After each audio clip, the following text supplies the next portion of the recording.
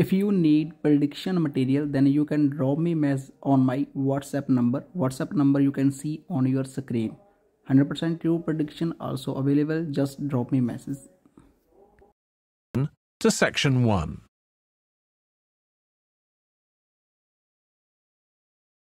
Section 1. You will hear a university administrator telling a group of new students about the central campus buildings and the facilities they provide. First, you have some time to look at questions 1 to 6.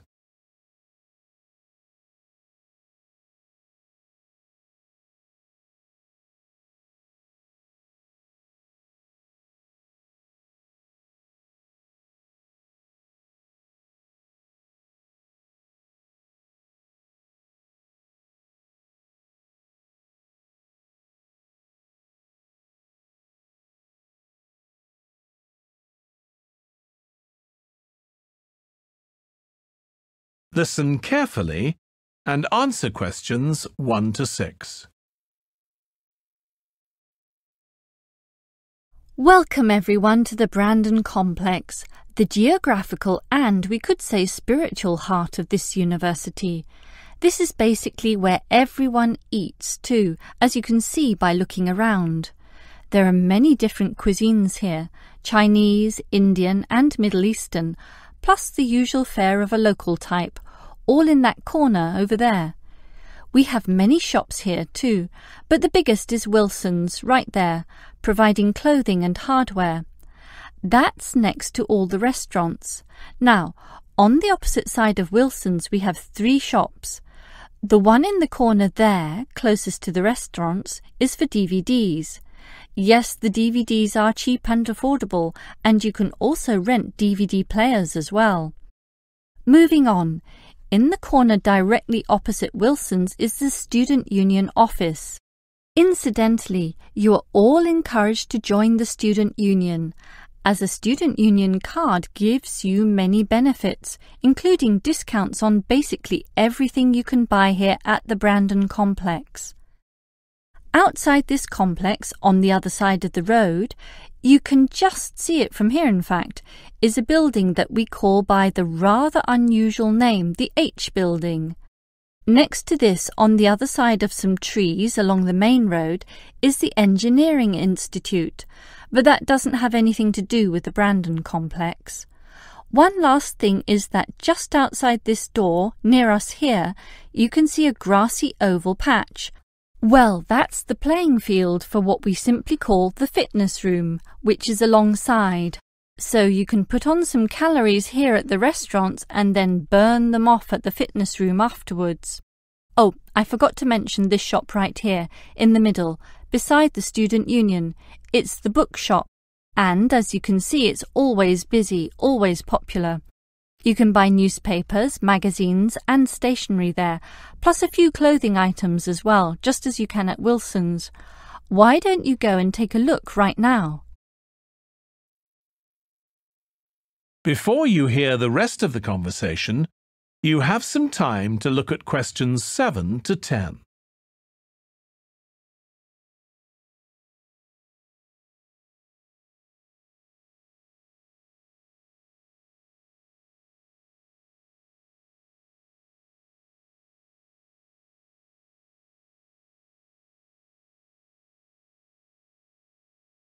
Now listen and answer questions 7 to 10. During your stay here, you might want to know what there is to do. Let's turn to the plan so I can familiarize you with the layout of the park. Most tourists would choose to stay in our guest house, located in the southeast corner. It features 63 tastefully appointed guest rooms, many of which offer spectacular views of the park. You'll find a home away from home at our guest house. But for those who want to experience the natural beauty up close, there is also a campsite. When you get out of the guest house, go straight ahead, turn right at the end of the road. To your left, there is a campsite amongst the trees where you could spend a night under the stars together with owls and chipmunks. If you look at the top left of the plan, you will notice a picnic area. You can either bring your own food, or we can deliver food to you. Barbecue is an option.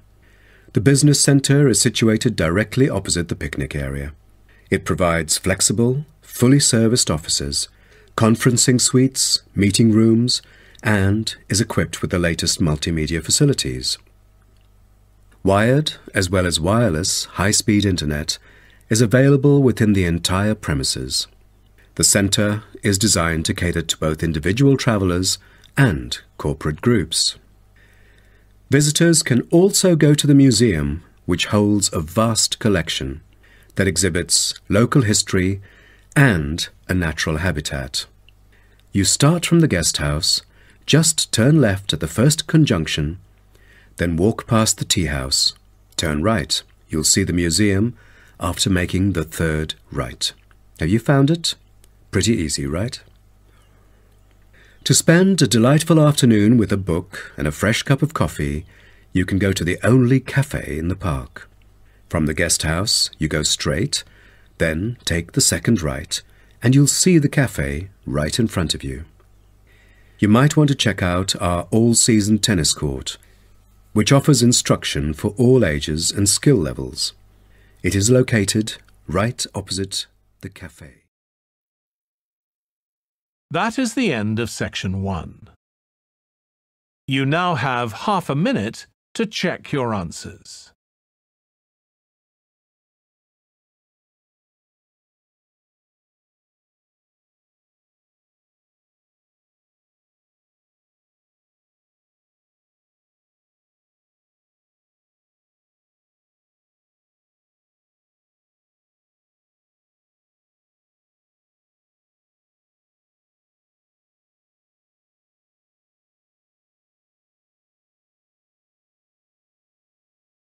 Now turn to section 2.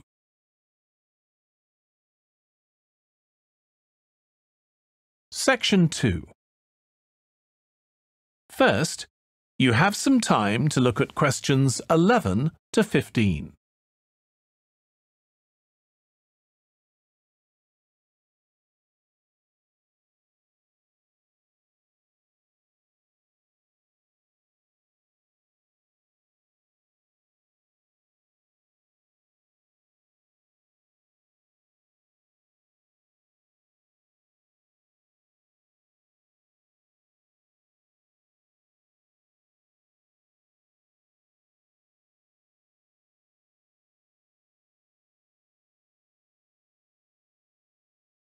Now listen carefully and answer questions 11 to 15.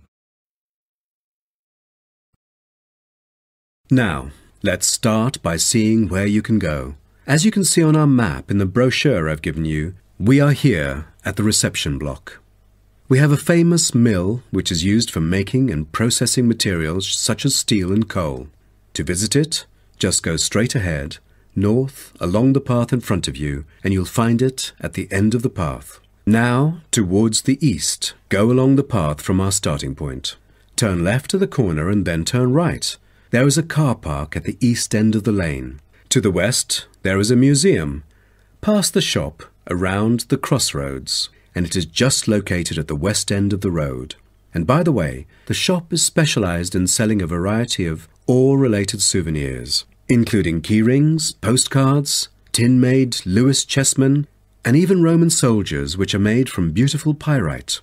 If you are interested in the laboratory where scientific experiments, analyses and research are carried out, it is situated at the southern part of the park, opposite the shop. I bet you'll be happy to hear that this laboratory is also used for gold and crystal refinement, so don't miss this one for the sake of it. I assume by this time you'll all need some rest and refreshment. So we have an excellent cafe which caters for delicious food and beverages at the other side of the road next to the shop. Of course, if you want to spend some time in the fresh air, we have a perfect picnic area which is just right and northeast of the reception block.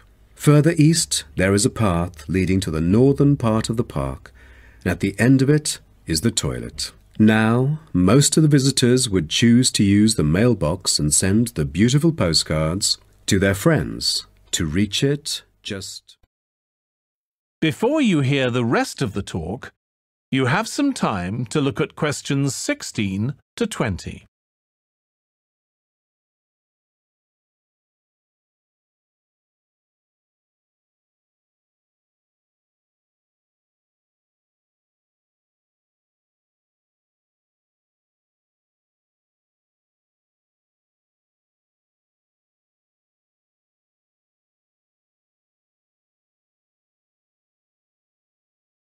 Now listen and answer questions 16 to 20. Welcome to everyone here. I hope you enjoy your stay in our village and enjoy the local scenery. I'll tell you a bit about the forest and mountain tracks in a minute, but first, I'll just give you an idea of where everything is in the village. So, we're here in the Tourist Information Center, and when you come out of the center, you're on Willow Lane, just opposite the pond. If you want to get to the supermarket for your supplies of food and water, go right. That's the quickest way, and then turn right at the top of Willow Lane, and it's the second building you come to, opposite the old railway station. If you're planning on doing some serious climbing and you need some equipment, we do have an excellent climbing supplies store just 5 minutes walk away. Turn left once you're outside the Tourist Information Center. Take Willow Lane all the way up to Pine Street. You want to go left along here. Then keep walking and go up Mountain Road on your right until you come to the next turning on the left.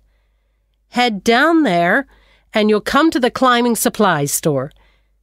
If you get to the small building that sells ski passes, you'll know you've gone too far. You also need to head to Pine Street for the museum. It's small, but well worth a visit if you're interested in the history of the village and the old gold mining industry.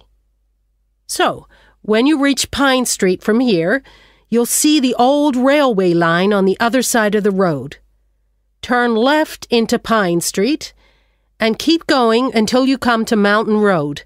And just past here, the museum will be on your left, just behind the railway line. Don't worry about crossing over the tracks. The train stopped running through here in 1985. If you're planning on following one of the easier forest walks, you might like to hire a bicycle.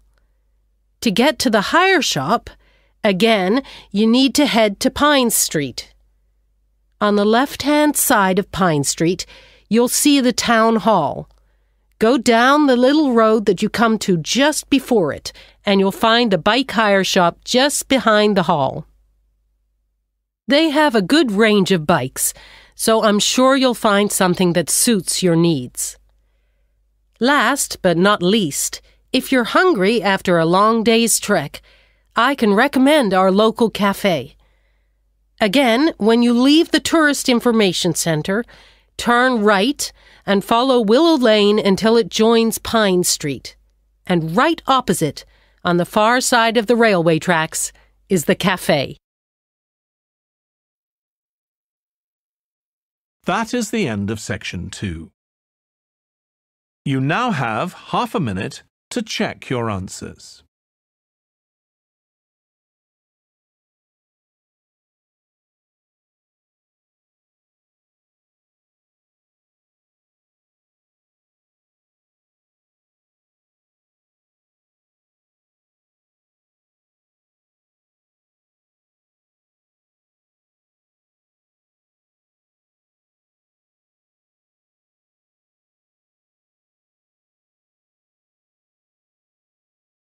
Now turn to section 3.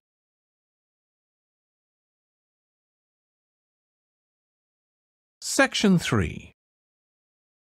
First, you have some time to look at questions 21 to 24.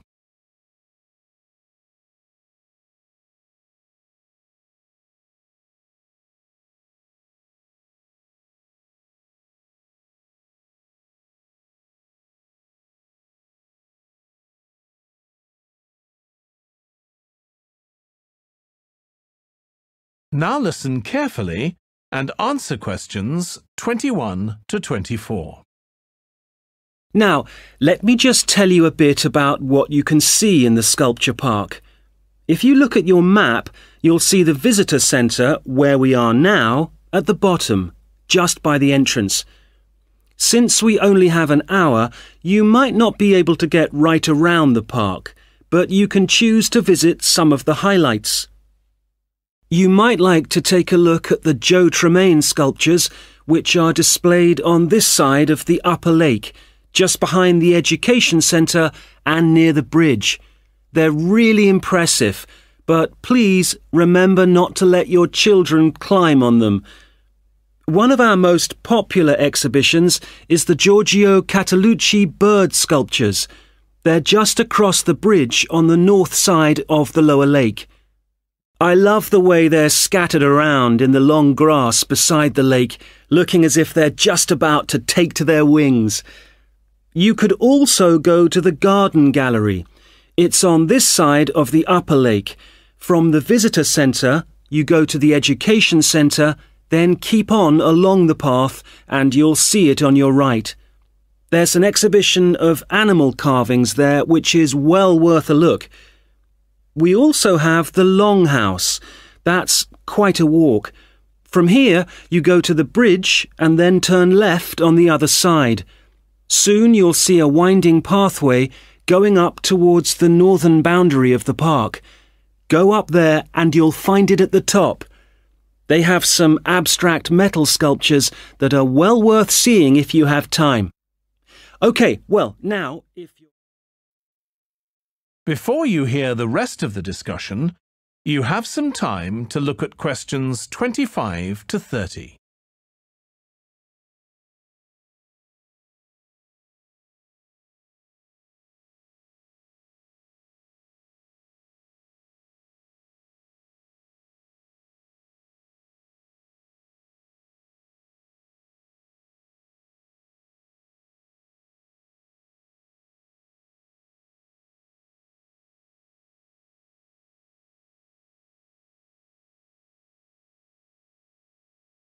Now listen and answer questions 25 to 30. Now, we've also put together a map which we've sent out to all the residents in the area. And on the map we've marked the proposed changes. Firstly, we'll plant mature pine trees to provide shelter and shade just to the right of the supermarket in Days Road. In order to address the traffic problems, the pavements on the corner of Carberry and Thomas Street will be widened. This will help to reduce the speed of vehicles entering Thomas Street. We think it's very important to separate the local residential streets from the main road, so the roadway at the entrance to Thomas Street from Days Road will be painted red. This should mark it more clearly and act as a signal for traffic to slow down. One way of making sure that the pedestrians are safe is to increase signage at the intersections. A Keep Clear sign will be erected at the junction of Evelyn Street and Hill Street to enable traffic to exit at all times. Something we're planning to do to help control the flow of traffic in the area is to install traffic lights halfway down Hill Street where it crosses Days Road. Now, we haven't only thought about the cars and traffic, of course. There's also something for the children. We're going to get school children in the area to research a local story, the life of a local sports hero, perhaps. And an artist will incorporate that story into paintings on the wall of a building on the other side of Hill Street from the supermarket. And finally, we've agreed to build a new children's playground, which will be at the other end of Hill Street, close to the intersection with Carberry Street. Wonderful. Now, what's the next stage? Well, the final plan... That is the end of section 3. You now have half a minute to check your answers.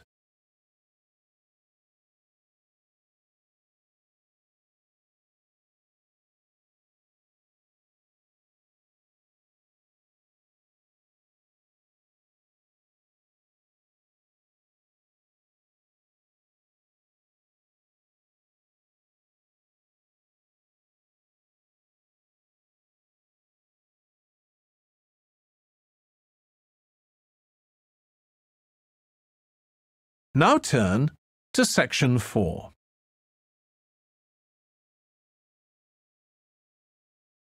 Section 4. First, you have some time to look at questions 31 to 40.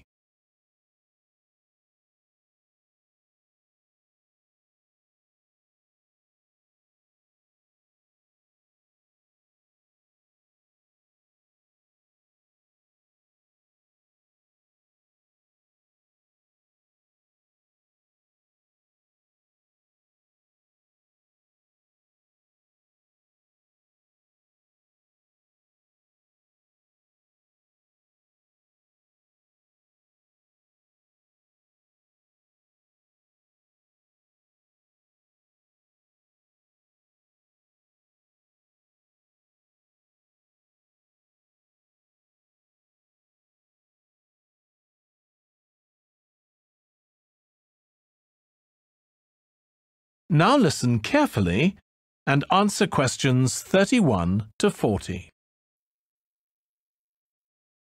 Now, if I can just show on this wall map here where they all are, you might like to go and have a look round. If you come into the main university entrance, at the first junction, you'll find that Brown Hall is on the corner opposite the theatre. So you're nice and near the station here, though I think it can get a bit noisy with traffic. The same applies to Blake Residence, which is directly facing the junction to the university entrance. These halls are often used by medical students and such like, as they're out all day, so don't notice the noise. Anyway, if you then walk along Campus Road towards the main circle, you'll see the library on the corner, and Queen's Building is just past that as you head north. You will find that it is quieter here, and you may get fewer visitors. By the way, the circle is quite a feature of the campus, as it's set into the hills and has a brand new sports center in the middle. It's worth going to look around it. Now, the Parkway Flats are on the opposite corner to the library, facing the circle, as you head towards the main buildings.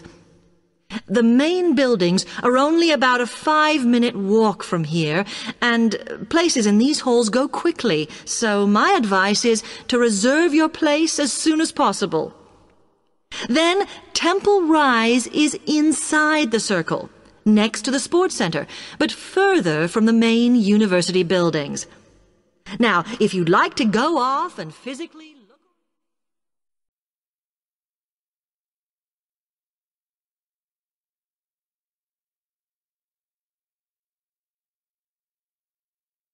Okay, thanks. How can I get from here to Hackney then? Right, well, you can choose.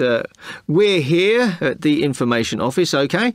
Now, next to us, on the corner of the High Street and Sweet Street, is the bus stop, opposite the bank. Uh-huh.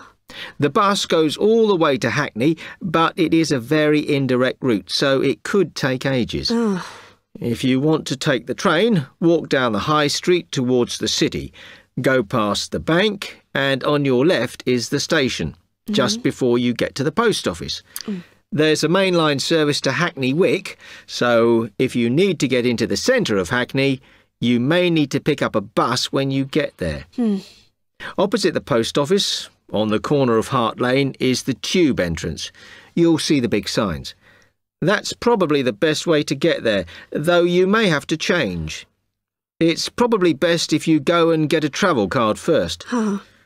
To get to the ticket office, you go out of here onto the High Street. Then turn into South Street, and the ticket office is on your right opposite the cinema. Of course, you may decide it's quicker to take a taxi. But it's a long way, so I think it'll be very expensive. If you do want to get a cab, then the rank is outside here, just opposite the office.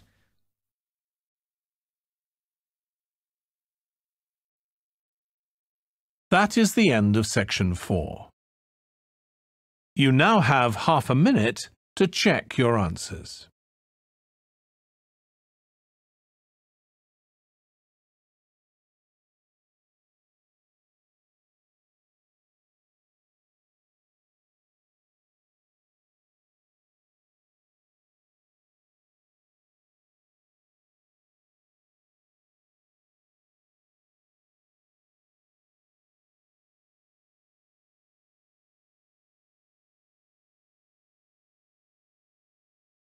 That is the end of the listening test. In the Ielts test, you would now have 10 minutes to transfer your answers to the answer sheet.